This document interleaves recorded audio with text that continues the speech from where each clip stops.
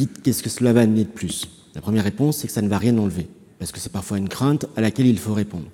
Ça ne va rien enlever puisque l'instance unique, le comité social que nous craignons, reprendra l'intégralité des dispositions et des compétences exercées jusqu'alors par le CHS et par le comité technique, que nous ajoutons, j'ai eu l'occasion de le dire hier à l'occasion d'une première réponse, une compétence particulière en termes de définition des lignes directrices de gestion des ressources humaines, de définition des règles générales d'accès à la mobilité et à la promotion. Nous prévoyons qu'au sein de cette instance unique, de ce comité social, soit créé à partir de 200 équivalents temps plein dans la fonction publique territoriale. Le texte initial du gouvernement prévoyait un seuil de 300 équivalents temps plein et à la demande des parlementaires à l'Assemblée nationale, en écho d'ailleurs à une saisine de l'Association des maires de France qui nous avait écrit en ce sens, nous avons fixé le seuil dans la fonction publique territoriale à 200. Pour ce qui concerne la fonction publique d'État et la fonction publique hospitalière, ce seuil relèvera d'un décret et je vous indique que le décret prévoira un seuil de 300. J'ajoute 2 ou 3 détails qui ont leur importance.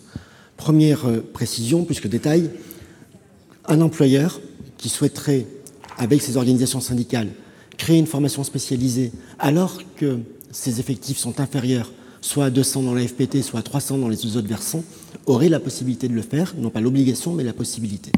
S'il ne le fait pas, c'est l'instance unique qui intégrera et exercera l'ensemble des compétences.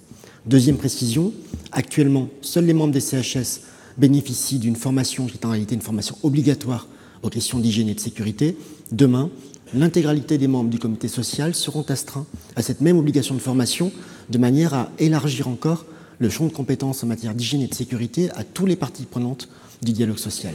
Troisième précision, mais il y en a d'autres et je pourrais y revenir si vous le souhaitez, nous souhaitons que la formation spécialisée puisse travailler d'une part dans un principe de subsidiarité pour éviter qu'un dossier examiné par la formation spécialisée revienne devant l'instance. C'est ce qui nous amène à refuser la technique du mandatement pour la désignation des membres titulaires de la formation spécialisée. Ceux-ci devront être soit titulaires, soit suppléants du comité social, mais pas désignés par mandatement.